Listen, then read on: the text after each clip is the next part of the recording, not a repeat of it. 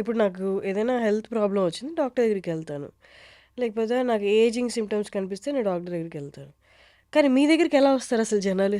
ఎలా రావాలి? ఏ ఎందుకోసం రావాలి? ఎలా రావాలి? ఎందుకు రావాలి? ఇప్పుడు కొంతమందికి చర్మం వ్యాధులుంటాయి. అవి పెద్దగా డెర్మటాలజిస్ట్ ట్రీట్ చేసే అంత పెద్ద వ్యాధి కాదు. హ్మ్. చిన్న చిన్న మార్పులే అవసరం. అలాగే గట్ ఇష్యూస్, డైజెషన్ ప్రాబ్లమ్స్‌తో ఉంటారు. అలా అని గ్యాస్ట్రోఎంట్రాలజిస్ట్ దగ్గరికెళ్ళిపోయి పెద్ద పెద్ద ఆపరేషన్‌లు చేసుకోవాల్సిన పని కాదు. హ్మ్. అంటే తేపులు రావడం కానీ, అవును. తిన్నది సరిగ్గా అరగకపోవడం గానీ, పొట్ట ఉబ్బరంగా అనిపించడం గానీ ఇలాంటివి. లేదు 40లోకెళ్ళాము, 30లో, 20లో ఉన్నట్టుగా ఎనర్జీ లేదు. తొందరగా అలసిపోతున్నాం. మధ్యాహ్నం అయ్యేసరికి నిద్రొస్తుంది. హ్మ్. ఎనర్జీ ఉండట్లేదు. పిల్లలతో ఆడుకోలేకపోతున్నాను. లేదు నడుం భాగం పెరిగిపోయింది. ముందులాగా లేను. హ్మ్. ఇలాంటి చిన్న చిన్న మార్పులు. అలాగే బ్లడ్ టెస్ట్‌లలో ఇప్పుడిప్పుడే కొలెస్ట్రాల్ మెల్లగా పెరగడం జూస్తున్నాము. ఈ మధ్య బ్లడ్ ప్రెషర్ ఇంత ఎక్కువ ఉండేది కాదు. తక్కువ ఉండేది. అలాగని హైపర్ టెన్షన్‌కి ట్రీట్మెంట్ తీసుకునే అంత ఎక్కువ కాదు. ఇప్పుడు మనము 130 పైన కిందది 90 పైన ఉన్నప్పుడు హైపర్ టెన్షన్ అని మందులు పెడతాం. అంటే ఒక్కసారి బ్లడ్ ప్రెషర్ చెక్ చేసి పెట్టము. తరచుగా ఎక్కువగా ఉంటే అప్పుడు హైపర్ టెన్షన్ అని మందులు పెడతాం. కానీ అంతకు ముందు ఇంకా ఎంత తక్కువ పెట్టుకుంటే బెటర్. అసలు చెప్పాలంటే పైది 125, హ్మ్. కిందది బ్లడ్ ప్రెషర్ 75 అంతలోపు మెయింటైన్ చేస్తే మనం బాగా హెల్తీగా ఉన్నట్టు. హ్మ్. సో ఇలాంటి చిన్న చిన్న మార్పులు వచ్చినప్పుడే వాటికి మనం సరైన జాగ్రత్తలు తీసుకుంటే హుహు. డయాబెటిస్, హైపర్ టెన్షన్ అటు వెళ్ళకుండా ఉంటాం. స్టార్టింగ్ ఆ! సింప్టమ్స్ అని చెప్పొచ్చా?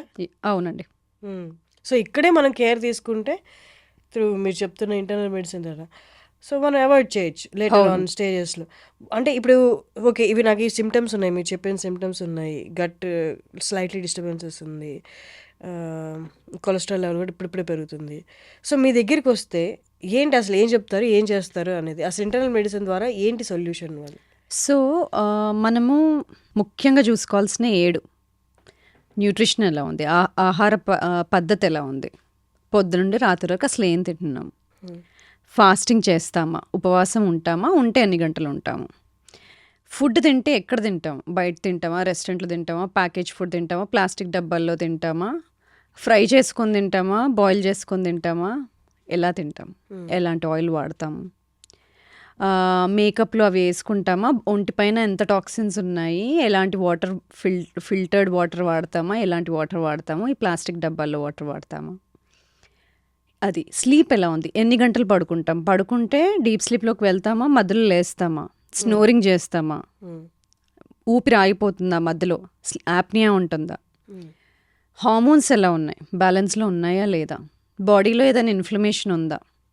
బాడీ స్ట్రెస్ ఇన్‌ఫ్లమేషన్ అంటే బాడీ స్ట్రెస్‌ఫుల్‌గా ఉందా? ఫైటింగ్ స్టేజ్‌లో ఉందా? దానికి టెస్ట్‌లు ఉంటాయి చెప్తాను.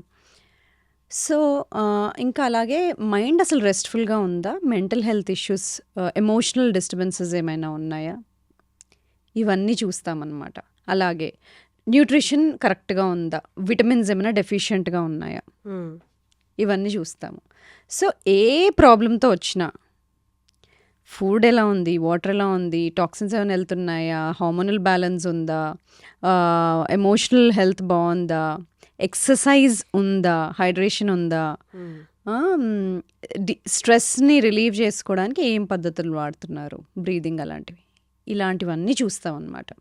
సో, ఎక్కడెక్కడ ఇంబాలెన్స్ ఉందో, ఎక్కడైతే మిస్టేక్స్ చేస్తున్నామో అక్కడ వాటిని కరెక్ట్ చేస్తూ వెళ్ళడం. ఓకే. హ్మ్.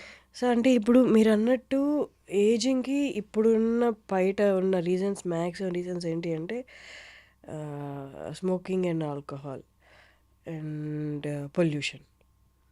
కానీ ఇది కాకుండా నిద్ర మనల్ని ఏజింగ్ చేస్తదా? అవును.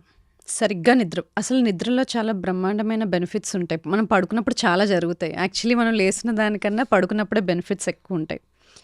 మనం ఎక్సర్సైజ్ చేసినా, ఎలాంటి ఫుడ్ తిన్నా, మనం పడుకున్నప్పుడు డీప్ స్లీప్‌లోకెళ్ళిన తర్వాత హ్యూమన్ గ్రోత్ హార్మోన్ అనే హార్మోన్ రిపేర్ చేస్తది బాడీని. హ్మ్. ఏవైతే టాక్సిన్స్ ఉన్నాయో అవి ఎలిమినేట్ చేయడము, మసిల్స్ రిపేర్ చేయడము, మజిల్ బిల్డ్ చేయడము, గ్రోత్ చిన్నపిల్లల్లో ఇవన్నీ పడుకున్నప్పుడే జరుగుతాయి. అది కాకుండా మనకి బాడీలో క్లీనప్ ప్రాసెస్‌కి లింఫాటిక్ సిస్టమ్ ఎలాగుంటదో బ్రెయిన్‌లో లింఫాటిక్ సిస్టమ్ అని ఉంటది. అంటే టాక్సిన్స్ క్లియర్ అప్ సిస్టమ్. అది కూడా పడుకున్నప్పుడు డీప్ స్లీప్‌లో నిద్రలోనే జరుగుతది. హుహు. సో, ఇలాంటి రిపేర్, రికవరీ పడుకున్నప్పుడు జరుగుతాయి కాబట్టి హార్మోనల్ బ్యాలెన్స్ కూడా మెయింటైన్ అవుతది. హ్మ్.